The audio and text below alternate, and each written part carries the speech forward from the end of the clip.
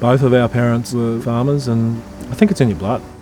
Although a lot of people say it's not a lifestyle anymore and it shouldn't be a lifestyle, it is a lifestyle. I mean, we love the area where we are, and we wouldn't want to be anywhere else. I love being outside, and what we do is just a little step up from farming, I suppose.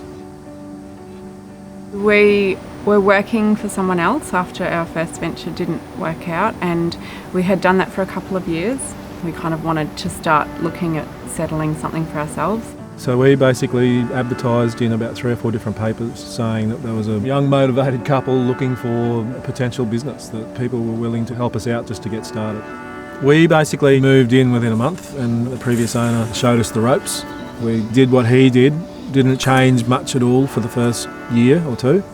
About that stage there, the Country Life did an article on us, and ANZ approached us and said, what are you up to for financing? So we paid out the previous owner, and then it was basically ours.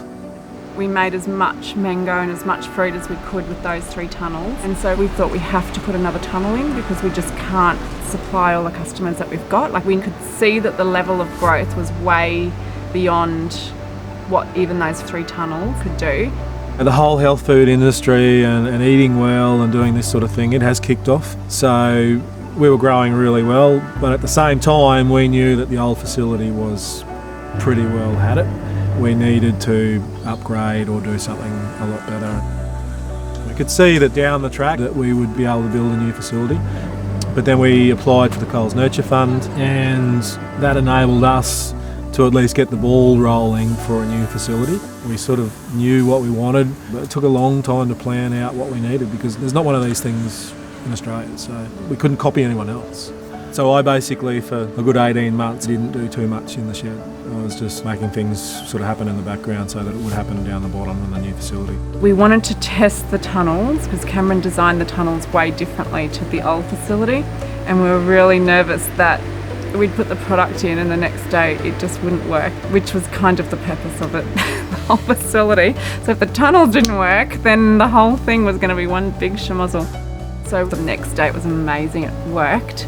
Still, even now, I just look in sometimes and just can't believe it. It's exciting. I mean, I don't like sitting still, and a couple of years down the track, if we've got to build another facility or we've got to do something else, well, yeah, that's where we're aiming for. I just like things changing all the time. Although the facility down there, it's not at capacity. I like seeing things grow.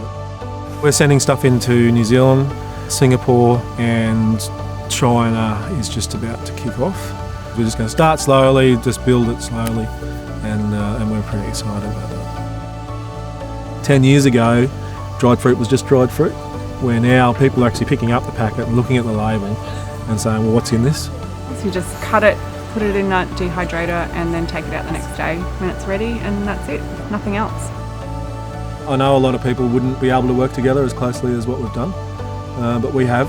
We identify we're different in certain areas. But then at night we come together, have a drink, talk about a few things, and then that's it. We try to tune out a little bit, and then the next morning we're back into it.